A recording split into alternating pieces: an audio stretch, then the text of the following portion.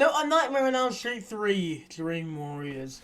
Directed by Chuck Russell, is the third installment in the Nightmare on Elm Street franchise, and is often held as one of the last good movies, aka the last good movie in the franchise, but I think there's one more, which is just as good, if not better. And, you know, this is definitely just great. It returns Wes Craven as a writer, along with the beloved Nancy Thompson, aka Heather Langenkamp, from the original film. And the movie focuses on a group of teenagers confined to a psychiatric hospital who need Nancy's help to ultimately defeat Freddy Krueger. So, let's get into this.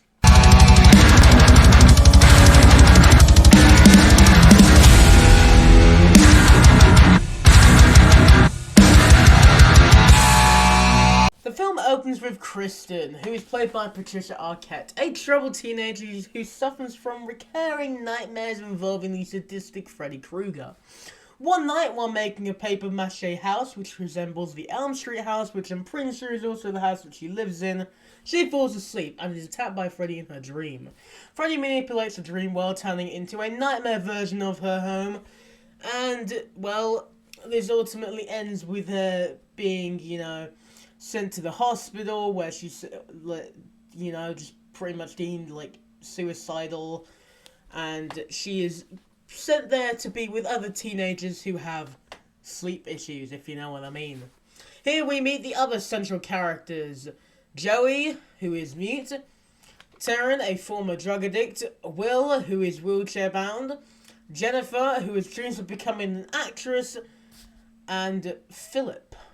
I think I've forgotten someone. I don't see his name on here, though. I might have forgotten to write his name down. I swear one of the characters is called Kincaid. I may be thinking of a different movie, though. But yeah, so meanwhile, Nancy Thompson, the original survivor from the first movie, returns. She is now older, wiser, with more grey hair. And she becomes an intern specializing in sleep disorders and also in Freddy Krueger. She works under Dr. Gordon. He's a doctor. My name is Lawrence Gordon. I'm a doctor. And he is a psychiatric doctor. But he's still a doctor. Never forget that, Dr. Gordon. While you're off there helping Jigsaw or something. And he is initially skeptical about Nancy's knowledge of Freddy Krueger, but he eventually learns that the teens are the last remaining children of the parents who killed Freddy years ago.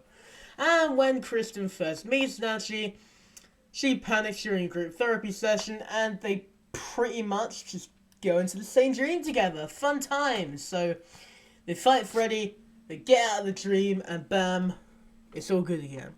But then Freddy begins killing a few people, doing his usual thing. And, yeah. And this ultimately leads to one of my favourite lines in all of Nightmare, and also one of my favourite kills. So, Jennifer, while watching a late-night television show in an attempt to stay awake, is attacked by Freddy, who materializes from the TV, lifting her into the air before delivering an iconic line, "Welcome to primetime, bitch." He then slams her head into the TV, electrocuting her. And, these of course leave the group terrified, but, I still love that line. It's probably one of my favourite Freddy lines. It's also one of the few Freddy lines that was actually improvised. So, good on Robert Englund. That line bangs. Nancy realises, though, that the group is more powerful in their dreams than the real world, so she convinces Jigsaw's accomplice over here to allow the kids to participate in a group hypnosis to explore their dream superpowers. And no, it's not a lie. I wrote Kincaid down here. I'm an idiot. But yeah, so our favourite characters, the Dream Warriors, learn that they have superpowers. And yeah, so Kristen is a acrobat. Will is a wizard. Taryn is a punk fighter with knives. Kincaid has superhuman strength, and Joey can speak.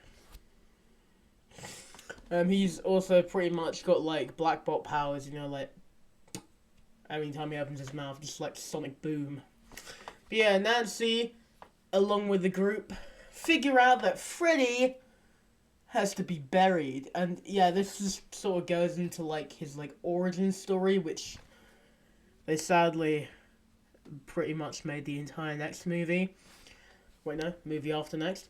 Yeah, so pretty much what they gotta do is they gotta bury Freddy's remains in a nice burial, because Freddy's origin is that his mum was assaulted by 100 people, and then that gave birth to him. Which, like, I love Wes Craven, but 100 people? Isn't that a bit overkill? I know this is the guy who made Last House on the Left, but still.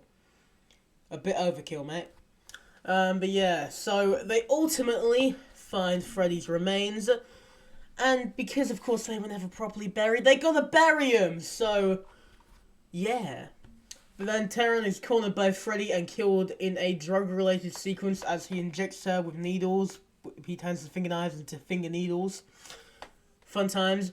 Will, despite having Harry Potter magic, is killed as well. And meanwhile, Nancy, Kristen, Kincaid, and Joey fight Freddy with everything they got. But Freddy gets the upper hand on Nancy. But he forgot the number one rule of zombies, double tap. So she's able to, beat his ass, I guess. And so they help Freddy die. I don't know, really, because he comes back in every other movie, but, like, does he? I'm just gonna go with it, he's done for now. Woohoo, save the day, guys, we buried Freddy and poured holy water on him. I wouldn't be surprised if the Doctor, like, pissed in his grave or something, but that's just my thinking. But yeah, so Dream Warriors is another alright entry in the Nightmare on Elm Street series. It's probably one of the better ones, in my opinion, It's got a weird, fantastical edge that definitely elevates it more than just your typical slasher movie. It's similar to the first one, where, like, it's really unique and really different than other slashers, and that's what I like about it. It's a bit weird, I'll say that, but it's still pretty cool. And the film's pacing definitely keeps the tension high, as Freddy, in typical Freddy fashion, kills people in very memorable ways, and he's just a fun guy, Robert Englund is once again phenomenal as Freddy Krueger. He reaches new heights in this movie with his own little one-liners and everything. There's definitely cemented Freddy as a pop horror, pop culture icon. He's sadistic, he's witty, he's a funny guy. I'm not saying he's a good guy, he's nowhere near, he's a child murderer. And in the later films he's a nonce, but he's a funny guy. And yeah, ultimately I do think this movie is really fun, It's a near-perfect blend of horror, comedy, and it's just your typical, like, 80s nightmare horror movie where it's just really goofy, but really good. I say that, but most of these movies suck, so it's similar to the first three movies where they're underrated. And yes, I'm saying the OG is underrated because I don't see a lot of love for that movie currently for some reason. Like, I see a lot of love for every other horror movie, but I rarely see anyone really talking about Nightmare anymore. Probably because we haven't gotten a new film in, like, 10 years. But yeah, that's pretty much it for this video. I give it like an 8 out of 10, but what do you guys think? Let me know in the comments below if you have seen the movie. If you haven't seen it, please go watch it. It is a lot of fun. But until next time, thanks for watching.